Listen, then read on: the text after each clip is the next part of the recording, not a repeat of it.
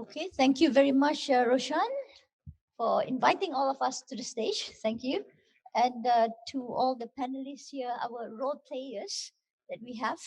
So, ladies and gentlemen, Assalamualaikum warahmatullahi wabarakatuh. Salam sejahtera and a very, very good morning. We are now commencing into the first session for the program today. And I would like to first thank Tan Sri Michael for having to organize the whole summit, basically, of course, with the partnership with APPGM, yeah, and Dato Denison. Thank you. All right, we hope this would not be too formal, yeah. Let's see how it goes.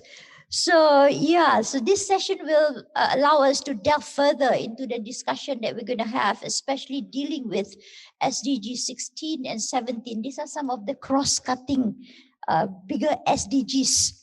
Yeah, whereas other SDGs might be a bit more focused in the different areas. SDG 16 and 17, and actually APPGM takes SDG number 5, which is gender equality, as one of the cross-cutting SDGs as well. Yeah. And of course, with the COVID pandemic that has exacerbated problems related to health, poverty, hunger, and that can lead towards minimizing actually well-being within our country, and also between different groups, yeah, across society. Therefore, more than ever, it is necessary to talk about partnership. Yeah. And sometimes we tend to work in silo, but we do not want to do that. So because of that, it is necessary to look into, to discuss further the topic of this particular session, which is partnering business and civil society to achieve the SDGs, aligning CSR to the SDGs and the ESG goals, yeah, environment, social, and governance goals. So we would like to see how alignment can be made. So with us, we are very lucky to have 4 esteemed role players here to share with us their experience. They are experts in the different fields. I'm not going to read to you their CVs because you have it in your file, and you can Google them very quickly. Nowadays, information is at your fingertips pretty much. So just a quick introduction quickly here. At my extreme right, I have YB Dr. Kelvin Yee, who is the Member of Parliament of Bandar Kuching. He's also our very esteemed treasurer for the All-Party Parliamentary Group on SDGs.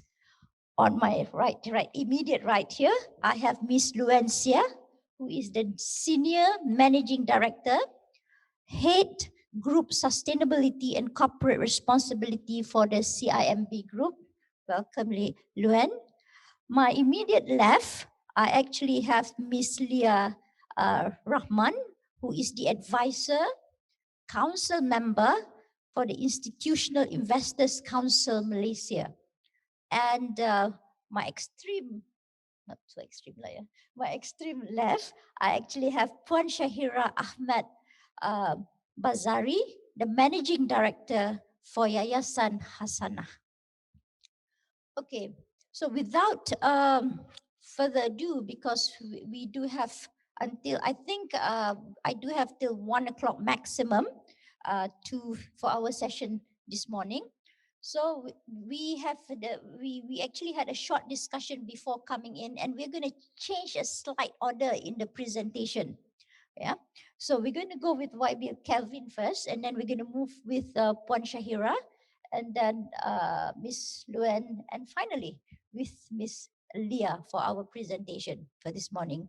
So YB Kelvin, with regards to, the main thing is that you have been with APPGM, you have been YB for Bandar Kuching.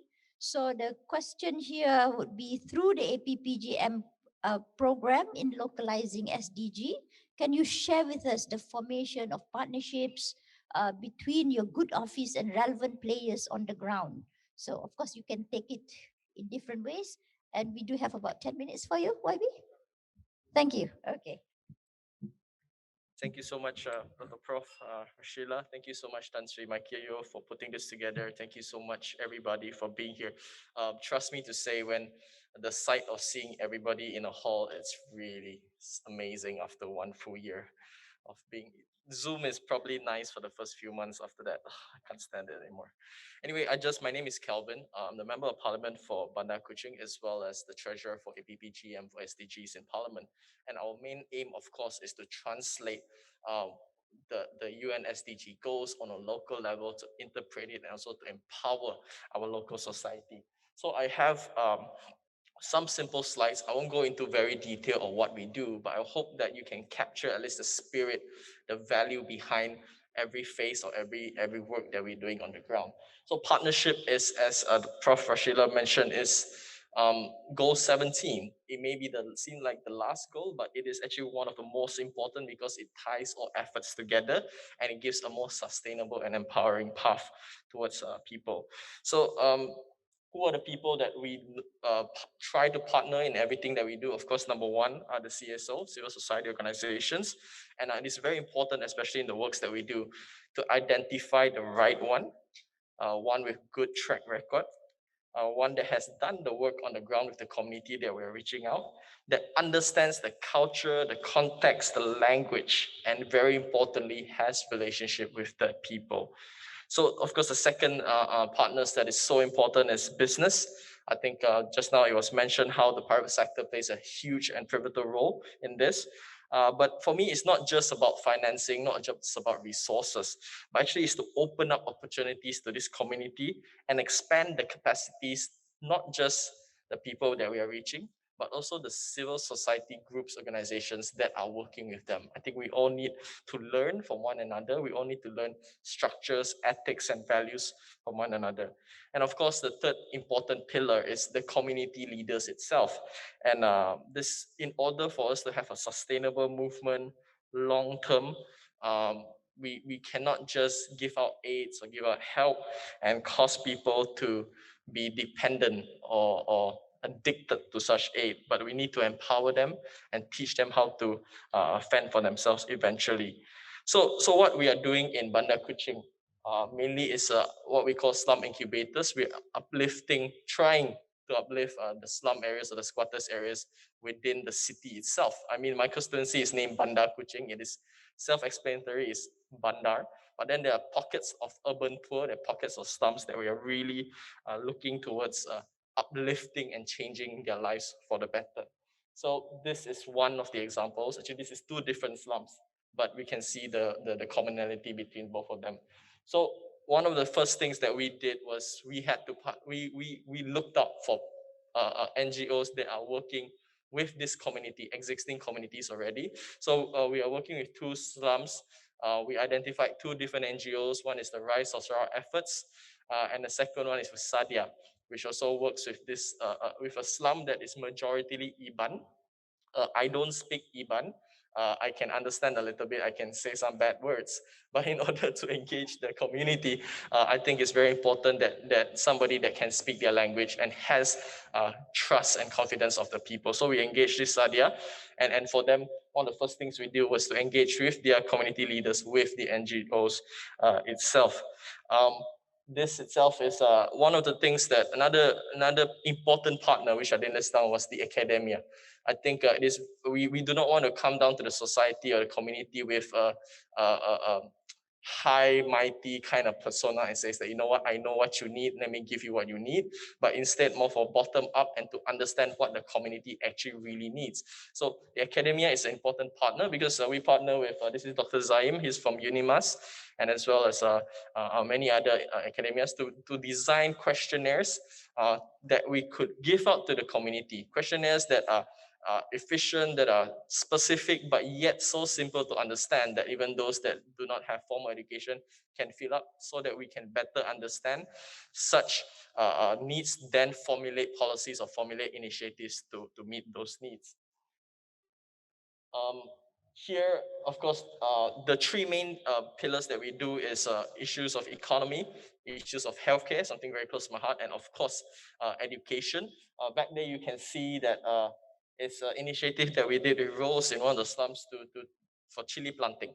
I think we brought in people to taught the community how to chili plant, and I think that is impacting for now about 5 families, and we're looking at expanding it. That gives extra income, especially for those that lost their jobs during the pandemic.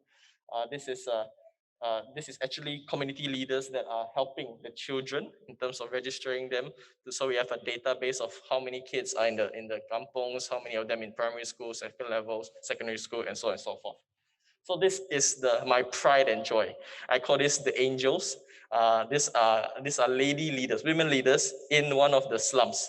So some of them are actually college students. So they are back from college, because of the pandemic, they cannot go to class. And they say, you know what, I may be from this poor circumstance, I may be from this poor slums, but I want to help my own community. So we empower them and make sure, and they run the show. Women rules the world, and they have been doing a great help in terms of not just speaking the language, but also giving us ideas how we can reach out to the community.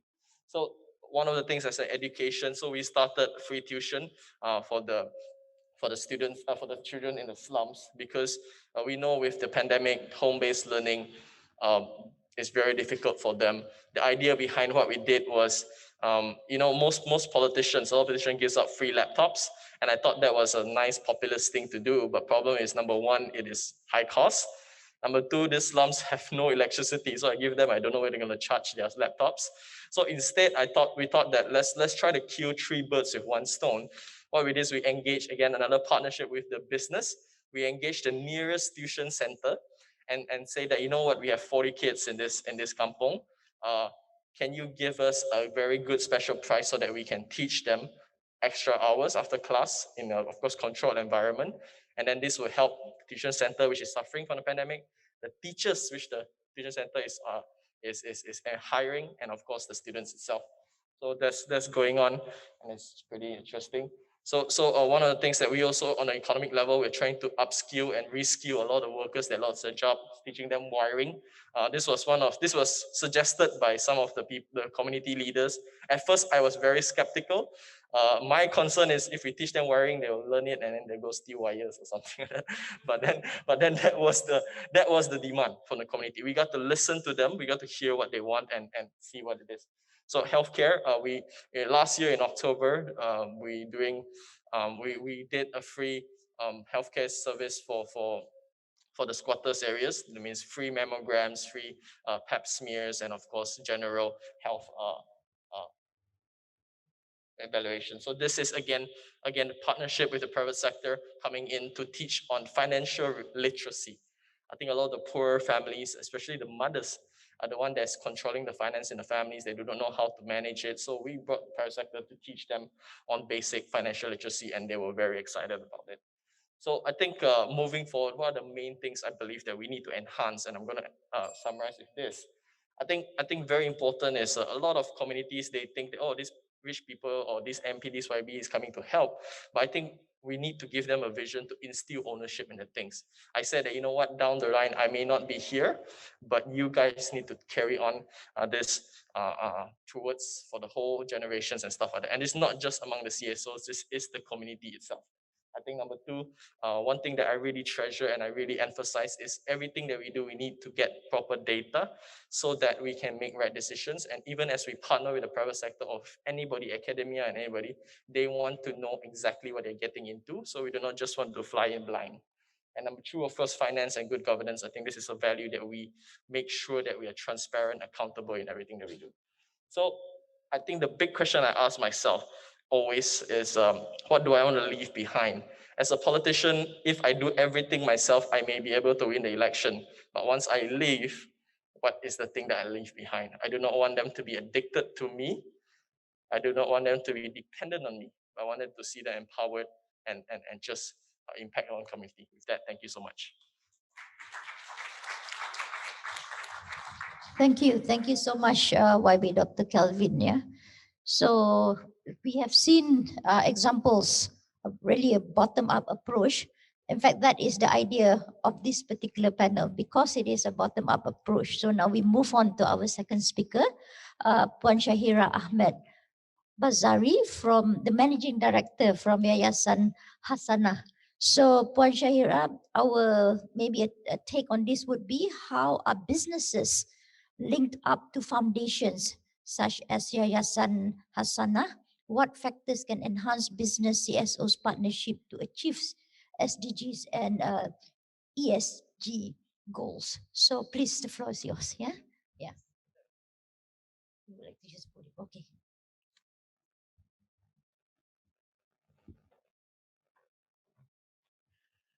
Thank you, Prof. Assalamualaikum warahmatullahi ta'ala wabarakatuh. And very good afternoon, everybody. Maybe I should wish all the women in the room happy Women's Day. More women on the panel, wonderful. And the theme was choose to challenge. And it says that a challenge world is an alert world. So I'm actually very happy to be standing here today to maybe talk a little bit about some of the things that we as a nation may need to think about on our journey for sustainability. So also thank you, Tan Sri Michael Yu and KSI for inviting me to share some thoughts. Okay, so first of all, I'm gonna kind of talk about it on ESG, SDG, and businesses, corporate philanthropy, and civil society organizations. So first of all, just very quickly on ESG and SDG, as you know, they are overlapping concepts with it's just that the difference between ESG and SDG is SDGs are a lot more intentional, a lot more clear, and has globally set indicators, right? So everybody is rallying against the 200 over a set of indicators that you could be guided upon. And so as companies think about first adopting the ESG and then now trying to kind of embed SDGs, I think one of the things that I've particularly observed is there's always a sustainability committee or a sustainability unit or a sustainability department, sorry, Luanne. But actually, sustainability should be a part of everything that you're doing. So if you have a committee on HR, sustainability should be discussed in that committee of HR rather than having a committee on sustainability to discuss HR, procurement, finance, dan sebagainya. So I don't know if this is something that is possible because of even earlier, I think in the APPGM on sustainability, I think there's areas on gender balance, women empowerment, or and then, you know, we may need a particular vertical on sustainability, but actually sustainability should be embedded on every verticals of the conversations that we have. So it's not you know, have we considered sustainability? So that's one of the things that I wanted to kind of put out there. I think most companies start their sustainability agenda by saying maybe a cause no harm or do no harm or stop doing bad. And then that typically translates to a percentage of carbon reduction goals or a percentage of items that are procured from sustainable sources, for example. And those are all good, good indicators. However, considering that we have overshot planetary boundaries, I think the world today demands for a complete and radical paradigm shift where businesses should completely re-evaluate their societal and business paradigms, values, and goals. The new paradigm may require us to look at the centrality of social and environmental causes in the middle to the viability of your sustainability and your business itself. So something that I wanted to kind of start with on the topic on ESG and SDG. Second, on the tripartite partnership between government, businesses, and civil society, I think we have seen this demonstrated quite actively.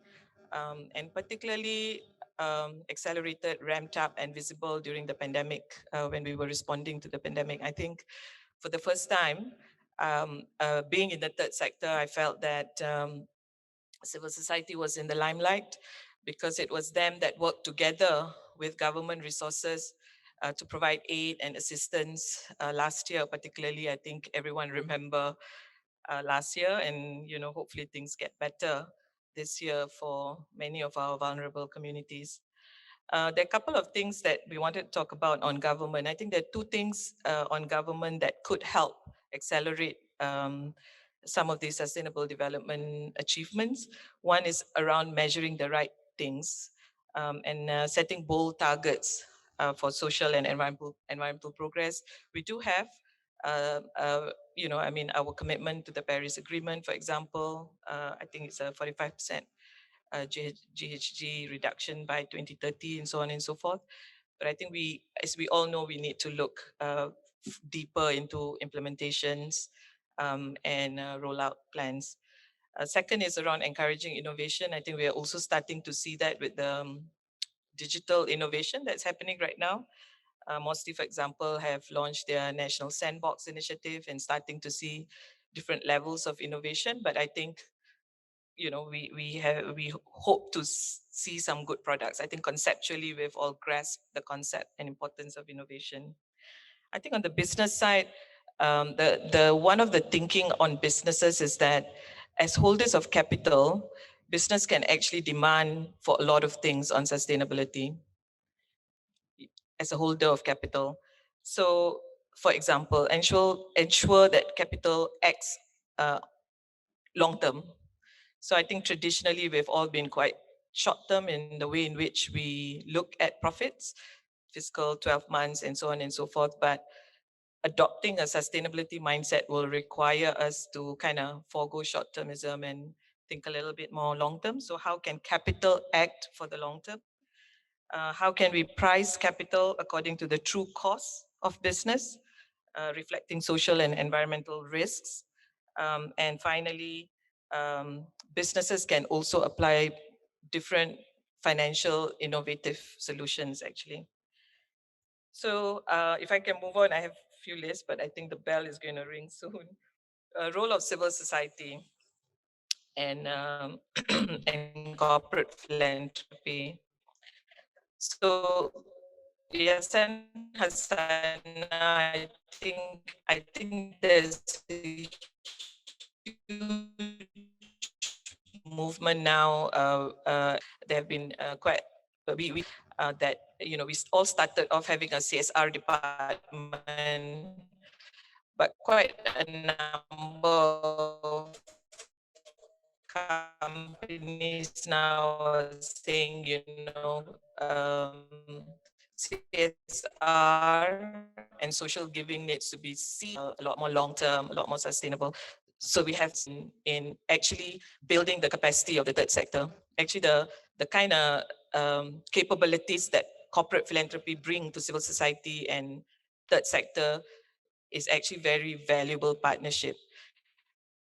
There are a lot of things that our civil society can learn from businesses, whether it's fundraising, whether it's governance, whether it's impact frameworks, strategy formulation, and so on and so forth.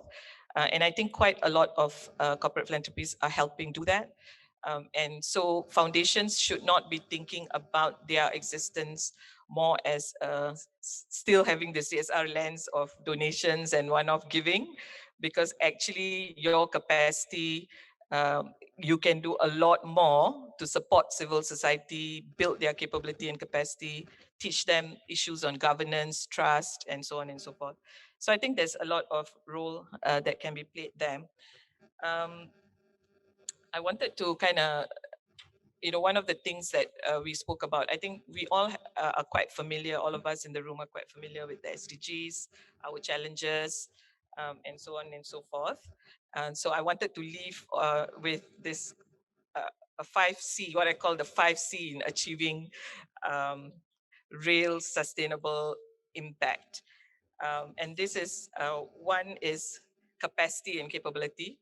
I think we need to do a lot more across all multi-stakeholder groups, whether it's the parliamentarian group, the backbencher group, businesses, civil society, on capacity and capability, because it is a new way of living and being and working, right? Some people say that we are in point of no return with our climate crisis. So if we continue to do the same thing, then you get the same results. So we probably need a bit more of a transformative moral leadership in that sense, to kind of look at you know new ways of working, right? New ways of working. So the second thing is on coordination issues. So I think quite oftentimes many of our challenges is in the rollout, is in the implementation and coordination.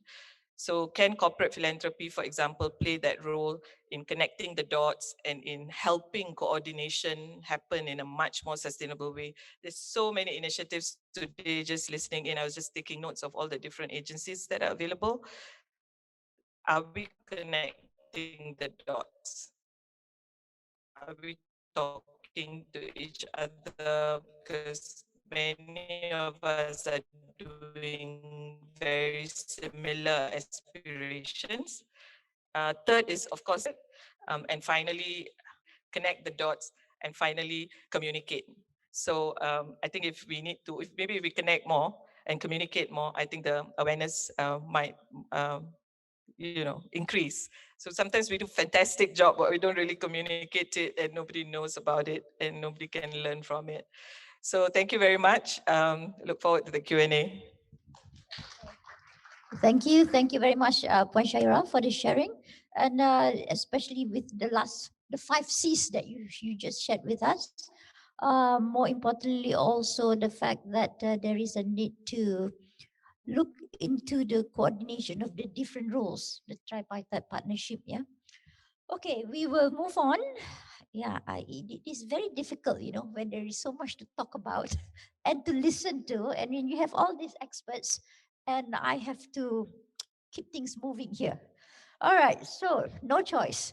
But now we move to our third speaker here, Ms. Luanne, the Senior Managing Director, Head Group Sustainability and Corporate Responsibility for the CIMB Group.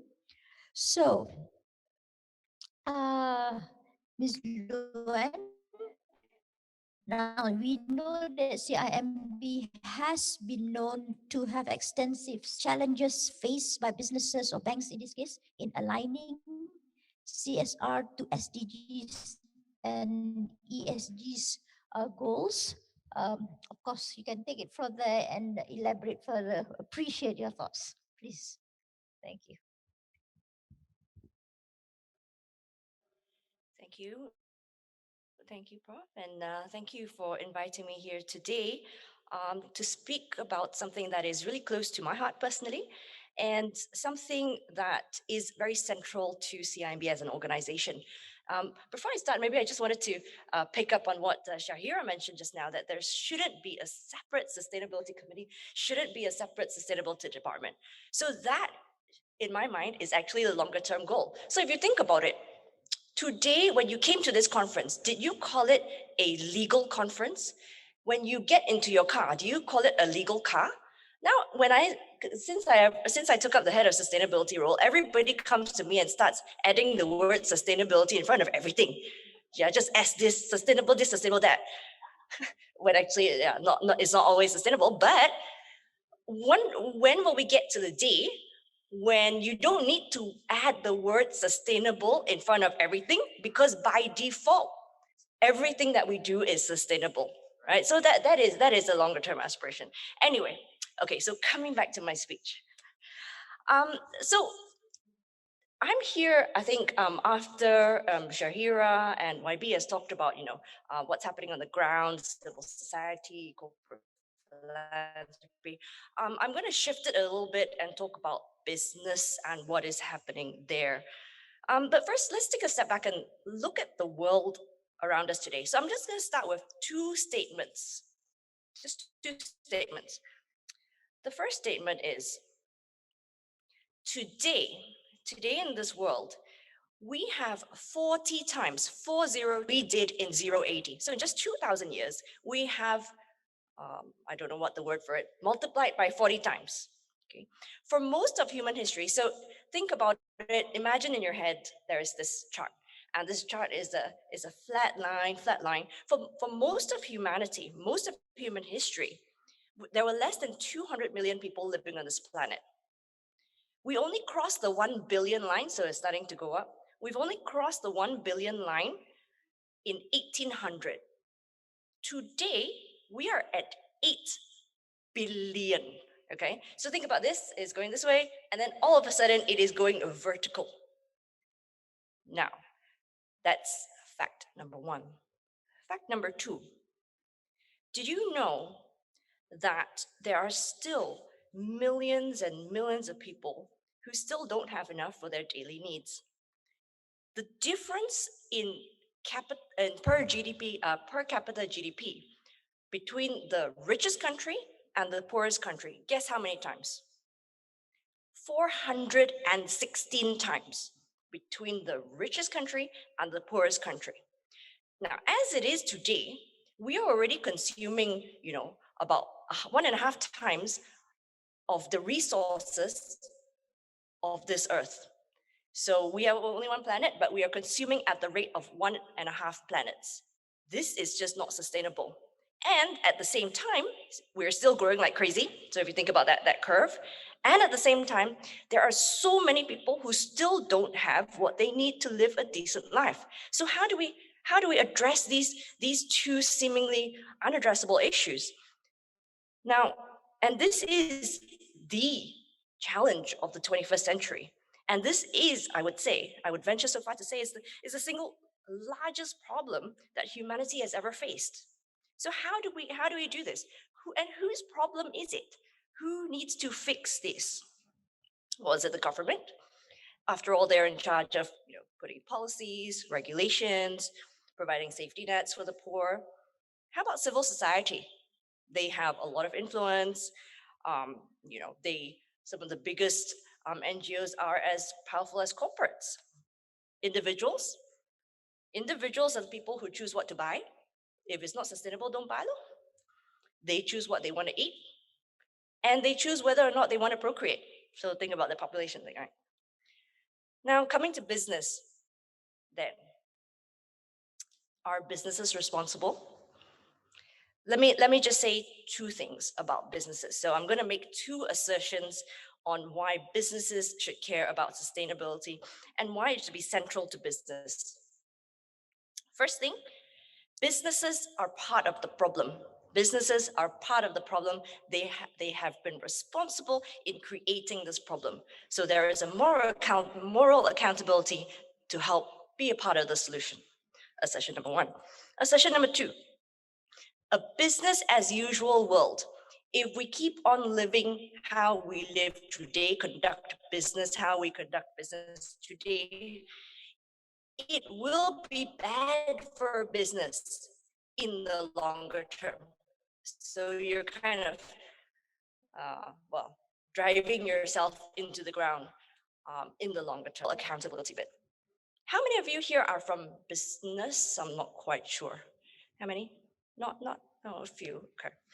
Now, for those of you in business, especially in marketing, how many of you have done the loss leader trick? Put selected items at a loss to pull customers to the store. How many of you have created new options or variations that are very slightly different to generate new sales? How many of you have created excitement and advertised your product just to drum up demand, or limiting supply to increase scarcity value?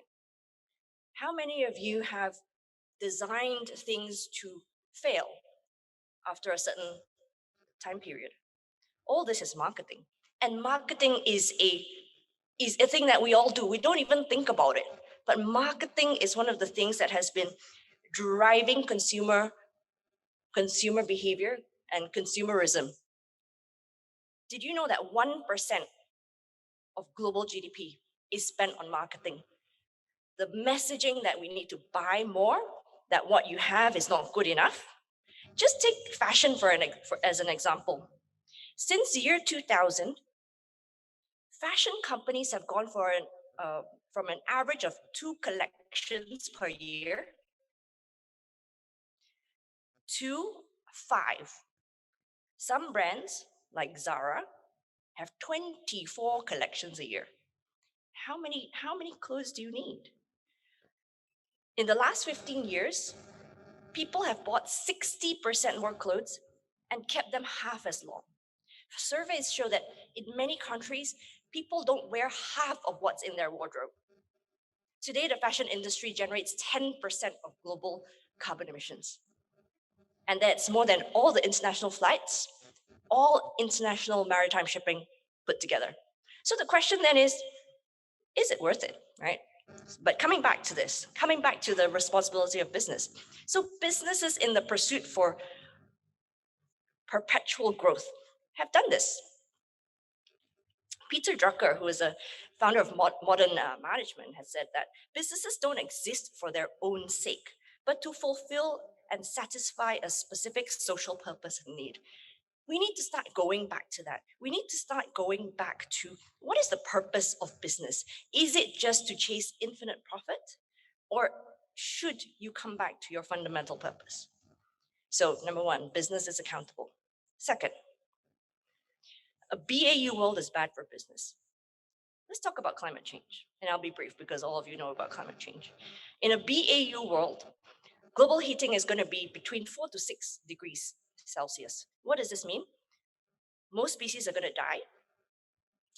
In Malaysia, we won't be able to go outside because you just die of exposure and heat exhaustion, dehydration, just in a matter of hours.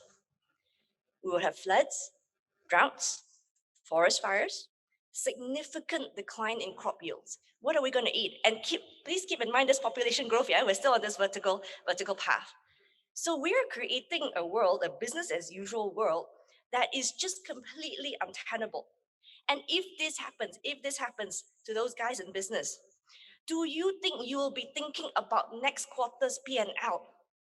Do you think, you'll be thinking about, oh, what is the next car I'm going to buy as an individual? So whether or not we are ready for it, whether or not businesses are ready for it, these things are going to come and be real risks to you in your business. And you're going to be forced to change whether you are ready or not. So would you rather be part of the group that, is aware and starts doing something positive now? Or do you want to be the group that is caught unaware on your back foot? And things are changing very rapidly, actually. Investors are now demanding for sustainability in business.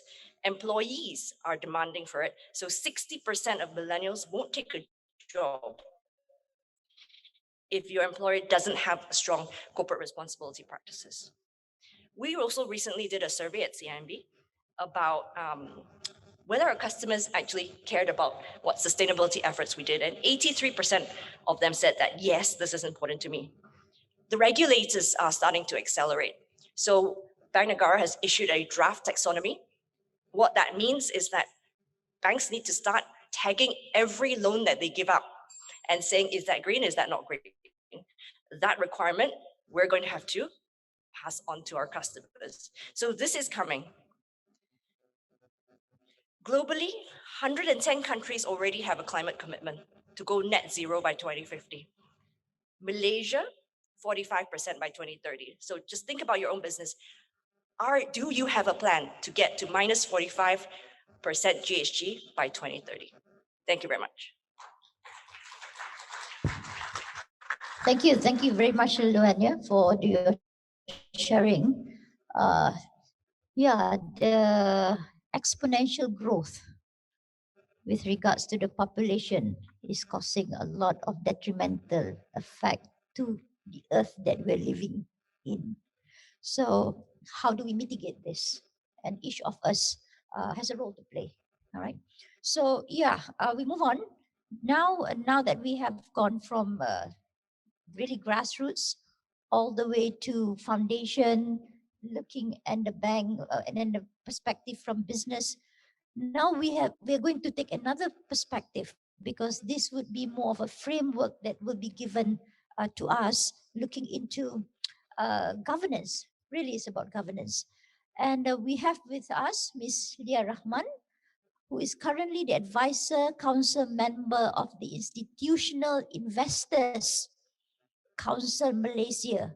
And the council was established in July 2015, which is just before SDG was launched. Okay, so Ms. Leah, the floor is yours, and the question maybe that you might want to answer, okay, would be, as advisor to members of the Institutional Investors Council, can you share with us your views on investors' perception with regards to employers and their roles in the well-being of their workers as well? So that would be maybe one angle of it. So yeah, please, Ms. Leah. Thank you, Dr. Rashila. Good afternoon, everyone. Before I proceed further, I would like to thank the organizer, KSI Strategic Institute, for inviting me to be in this panel session. I think for the first time, I'm participating without focusing too much on governance. It's more on environment and social from the perspective of the institutional investors. Allow me to start with the introduction of the Institutional Investor Council Malaysia. I'm very sure many of you here are not aware what we are and what we are doing. We were formed on 3rd July 2015, following the launch of the Malaysian Code for Institutional Investors on 27 June 2014. The establishment of Institutional Investors Council Malaysia, or in short IISC, was one of the recommendations in the CG blueprint, which was launched by the Securities Commission in July 2011. IISC is an industry-led initiative to serve as a platform for institutional investors to shape and influence corporate governance practices or culture through the effective adoption of the Malaysian Code for institutional investors. This code acts as guidance for these investors to effectively exercise their stewardship role in ensuring that the companies deliver sustainable long-term value, which ultimately will benefit their beneficiaries. Currently, we have 35 signatories since we started in 2014 after the launch of the code.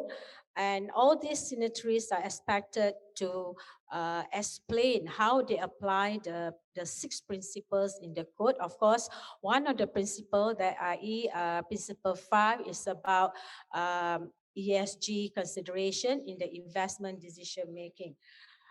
And some of our members like EPF, QUARP, and Hasanah are actually already signatories to the UN PRI. So these organizations or institutions are the forerunner as far as sustainability is concerned compared to our other institutional investors. But I think they will catch up soon. It's a journey that all institutions need to take. As responsible investing becomes ultimate norm into this capital market, it is inevitable for institutional investors to play more proactive role in ensuring that the investing companies focus or practices or adhere to the ESG practices, which have become a mainstream decision-making denominator, especially among the foreign fund managers. It is important, and that is not an option for companies now to embed their ESG practices. And now everyone is talking about climate change risks into their business operation, as well as their in their decision making. When you talk about, I think everyone is feeling environment, which is very challenging to all people and businesses. We at ISC, actually main concern was on the employees losing their job, and therefore as early as March last year, we published a statement to all our to our say that uh, to encourage our investing companies to make sure that they do not take the easy way out. They should actually take measures to preserve job for their employees, to ensure sustainability, and be more sympathetic and compassionate to their employees to have that job under the trying times. Actually, it is with the issuance of the statement, it is also our hope that companies look at other measures and provide more conducive environment for their employees to go through during this critical and challenging environment. Just to share with you currently, to show that how IRC now focusing on the sustainability, we are working on the sustainability pledge that among others were covered the championing sustainability agenda in Malaysia capital market, commitments among the institutional investors towards sustainability within their organization themselves, collective target, measure and metrics for key issues and sectors that impact Malaysia. We have only one planet, and we want to live in a very healthy and conducive planet. Therefore, climate change is becoming very important in our daily life. And as the investors, we are also focusing now on the climate change, where we would like to see companies publish more information how they handle climate change risks, and how they do it, how they look at climate change in making their investment decision. However, the challenge is that it's something new now in Malaysia, because everywhere people are talking about climate change. But as far as the Malaysian companies are concerned, this is something new that they are expected to look at.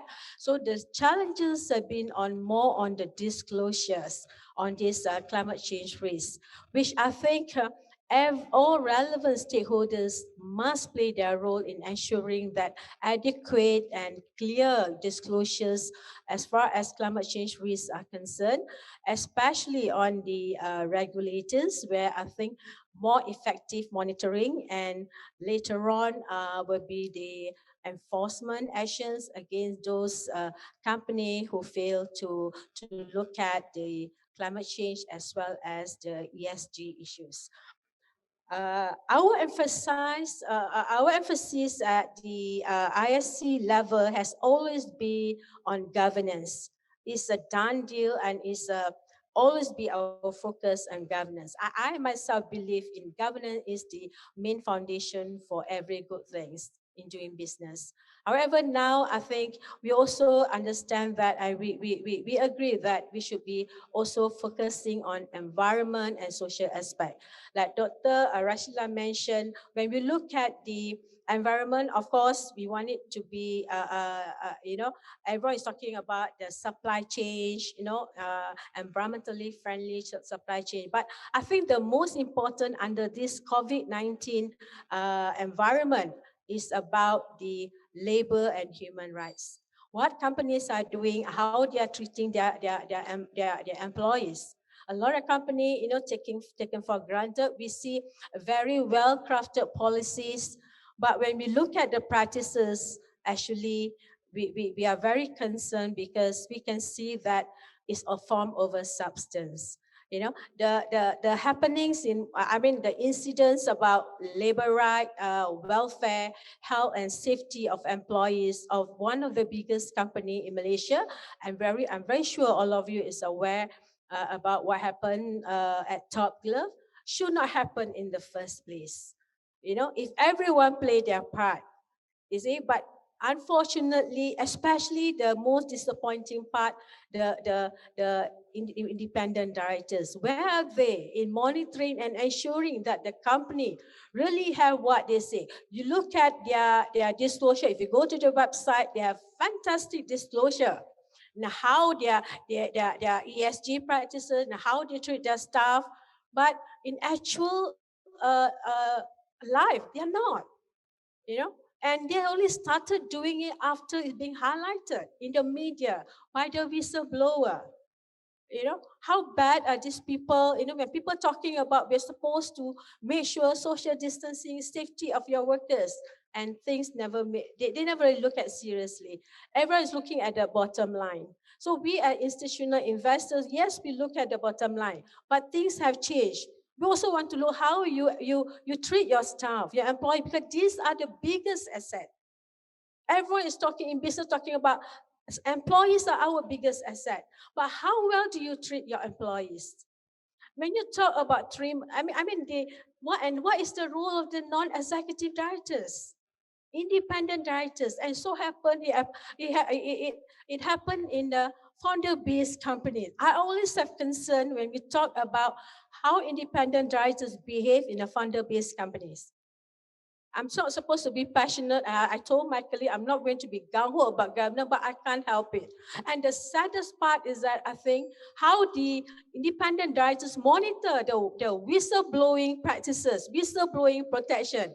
As we know that, you know, we talk about, you look at their website, you can see that they have fantastic whistleblowing policies. You can check on the website. But why is it the case where a whistleblower was sacked? Was asked to go. And what happened to the independent directors? Did they really monitor? What happened to the channel of communication? Companies that I normally engage will always say that, oh, we're happy, we don't have any case on whistleblowing. And I told them, having zero cases in whistleblowing means your employees do not have faith or confidence in your channel of communication. And that's what happened. Why people go to the media? Why people go to other channels? I mean, we know at national level as well as company. I always believe all this whistleblowing protection never effectively implemented. So this is aspect that I think when you talk about sustainability, you talk about ESG, you're talking about welfare of the staff, especially under this difficult time, you know, where we are greatly impacted by COVID-19. We have to ask ourselves what we are doing. The board have to ask themselves, instead of just earning their fees, what are they doing? How are they going really challenging the boards and the management on what they're doing, you know? And they should not even compromise their independence, because they're there for a reason, to provide check and balance and to play governance role. Yeah. So to me is that we have to stop just talk, and words and words and words. But this is the time to show actions. We need to reform. Ask ourselves sincerely, are we ready or are we serious in reforming ourselves? In reforming our attitude, which unfortunately I can see now is not happening.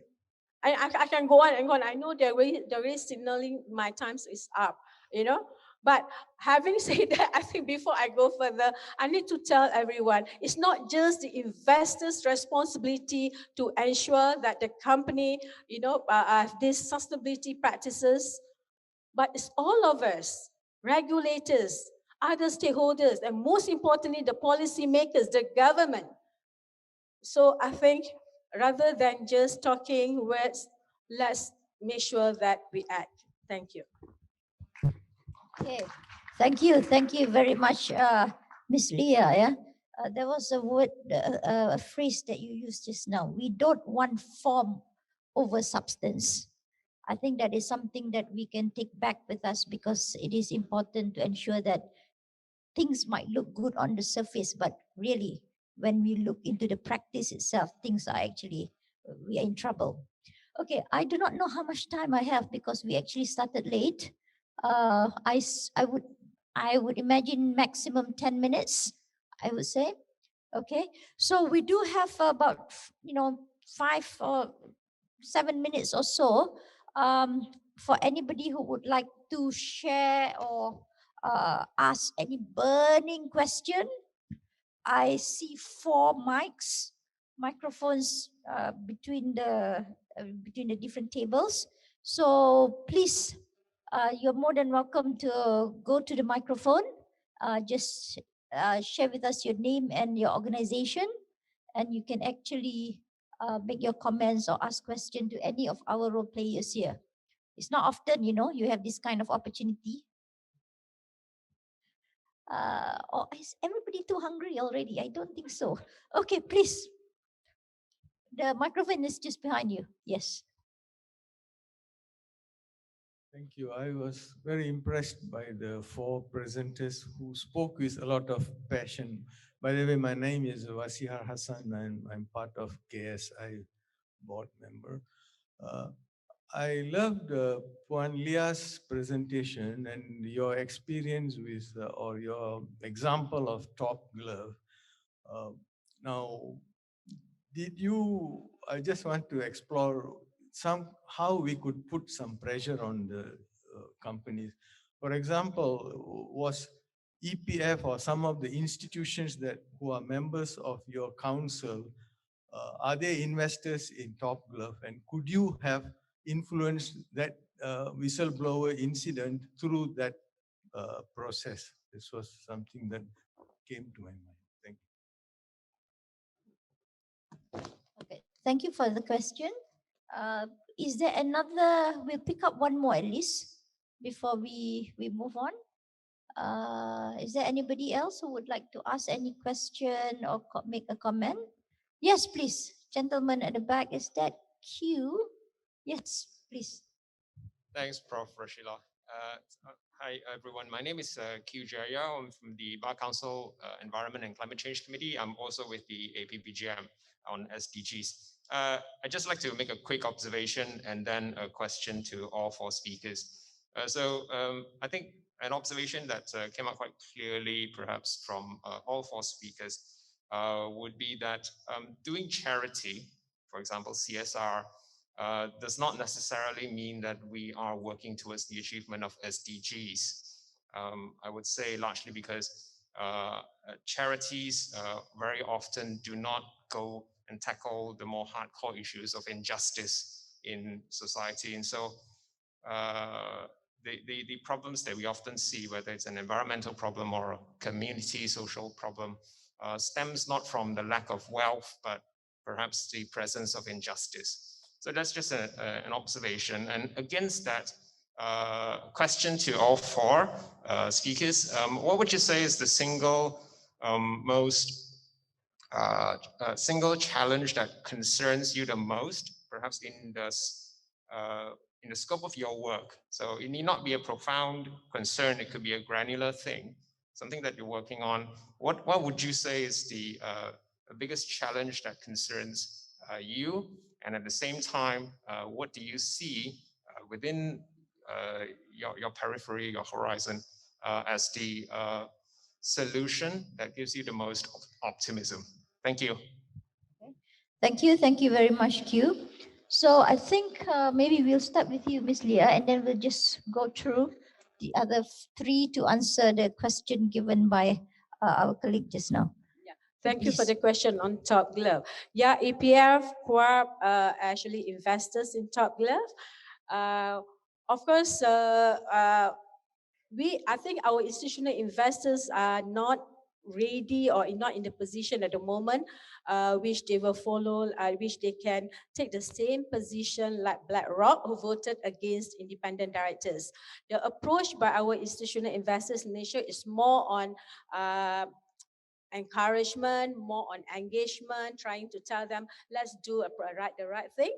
Even as we speak, we are targeting to engage with the board of directors and management of Top Glove this month, which I think one of the issues we are going to highlight will be this issue.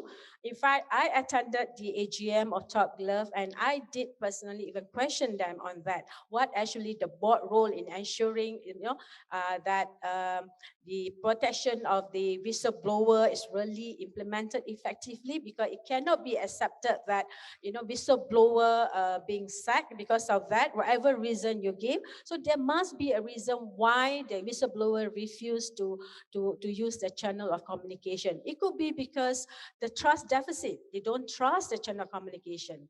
Yeah, so it's not going to stop there. Of course, you ask me my aspiration. I would like to see that even our local institutional investors actually start voting against all these independent directors, especially for failing to discharge their duties just to earn their salaries.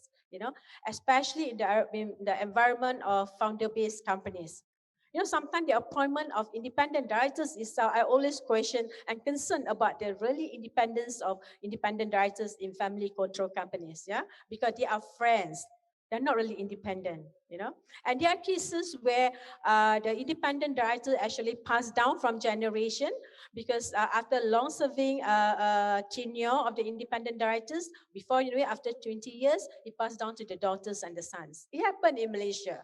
You find that it's a bit comical, but it did happen. Yeah. So this is the concern on the independence. Yeah. On the I just want to take the opportunity to even answer on you're talking about just not that question. Oh, the challenges. Yeah. The challenges at the IIC level really a challenge. To me, it's really a big challenge because our members have their own internal policies. The way they look at things, the way they vote is very challenging because it's very difficult for us to really get everyone to sit down together and vote accordingly. We had before, but when we voted against the remuneration of the remuneration of the executive director, where we voted against the independent directors who are members of remuneration committee. So we managed to do that, but it's a journey, like I mentioned. But in fact, I just share with you that we're also trying to pass the policy on our position on the appointment of active politicians on companies board. And that is the big challenge I'm facing now. I never, so far already almost 3 months, I never get any stand, you know, because we need 3/4 a decision to make sure that we can pass that as our policy. Yeah. And I myself personally, as a government person, sorry to say, I really do not encourage and I advocate against the appointments of active politicians. Yeah. Thank you. Yeah, thank you. Shall I go from my extreme left? Yes, please, Point Shahira. So I think the question was greatest challenge and hope and aspiration, is it? That will be our wrap-up round also, I think. Oh, is it? Okay, so I think, I mean, there, like you said, it doesn't have to be big, it can be granular. So I have both. I think on a more long-term perspective, you know, I think the panel touched about it's no longer business as usual. So for that, I mean, the greatest challenge is to have leadership that understands that, because it's a leadership that's going to drive the change. It's very difficult to do it alone. So I think for me, it's the courage and moral leadership to see through the challenges that we're facing today. It's no longer business as usual, and that takes courage to make decisions that challenge the status quo, or new way of working, new way of thinking. That requires courage, and it's every now and then when you do have those kind of leaders, I think be very grateful and do whatever you can during that period, because leadership is transient as well. Second, I think on a more granular basis, I think we all can do better with better coordination and collaboration. So I think at a more operational level, the sense of coordination, and we see it a lot in our work, where whether we work with an MP or we work with other corporate philanthropies, where we coordinate our efforts. So everybody is putting money in schools, for example, like so many corporate foundations have education as their cause. Same 10,000 plus public schools in Malaysia. Why can't we coordinate our efforts? If somebody is doing STEM, why can't somebody else do English and Bahasa, and someone else do teacher leadership? Everybody wants to do a little bit. So we're trying to coordinate that, where we can be more, even environment, it's a massive undertaking for any one corporate foundation to do. So now we are talking to other corporate foundations. For example, we're looking at the state of Perak and how can we pool our resources and coordinate our efforts so it's one voice. Simple thing, but I think they say like common sense tend to be not so common. and sometimes, you know, so yeah, so I think those are my few things. And I think for me personally, from a hope and aspiration perspective, I do think that we should give some space to young people actually, because obviously they are very concerned about their future, and a lot of the climate crisis and issues that we're looking at is going to be hitting them and impacting them, harder. And so they're very concerned. Many young people, you know, we say they are digital natives, tech natives. They're also global citizens because of this access to information and all of that. So maybe they may have some interesting solutions that are more suited for the future, and maybe we should give them some space lah. I think for me that's what excites me when I speak to young people. Voices of the young. All right. Okay, I think so. I take it first because I think the women should have the last say. I think this is a very important question as well as an observation. I fully agree because I think one of the reasons why I'm in what I'm doing right now is because we cannot just rely on charities or grassroots issues without dealing with policies that keep them oppressed, that keep them poor, that keep them discriminated, and so forth. So it has to be a both way, a top down and a bottom up kind of thing coming together. Then we have a holistic change of society. So, but back to the question, what is the main challenge that I face, especially on my works on the ground? I think I've mentioned it before, is actually getting the people not addicted to aid and charity, because it's so easy. Most of the people during my engagement, I tell you 80 to 90% says, I want this, I want that, I want this, I want that. Not how can I be part of it? How can I learn? What can I learn from it and stuff like that? So it is changing that whole mindset. And trust me, politicians are feeding into that narrative. The sad thing is, so we have to change that whole mindset. So that's a challenge. But why am I hopeful? Is because I see even if there's 10% of people within that community, and that's why I say my pride and joy are the angels of that community that say, you know what, let's take this responsibility, let's take this ownership to do it. And even if I got 10%, we work on it. And I've seen even politicians, good politicians, that are really trying to make a holistic change in the policy sector. So I think that's what keeps me going. Thank you. Thank you, Ivy Kelvin. Yes, please, Ms. Luanne. Thank you. Last word. So yes, last word. So I know this question wasn't addressed to me about the top glove thing, but and I can't talk about a specific client or top glove or anything. But I would like to, just share what our process is. If something like this happens and we hear about it, we will engage with the client. We will go and hear, of course, we'll go and hear their side of the story. We'll understand what the root issues are, and we will agree with the client an action plan. And that action plan will have specific deadlines, and we will monitor the action plan and make sure that it's done. So that is how we start to make the change in our clients. And we also have specific cutoff times. So for example, if you don't meet your action plans after a number of reminders, then we will say, okay, next time you come up to us for financing, we're not going to work with you anymore. So there is this mechanism in place that we've rolled out since last year. Okay, so talking about challenges, I think the main challenge is, you talked about addiction to subsidies. I'm talking about addiction to growth. Addiction to growth, because infinite growth on a finite planet is just an impossibility. And humans are very bad. Humans are very bad at looking long term.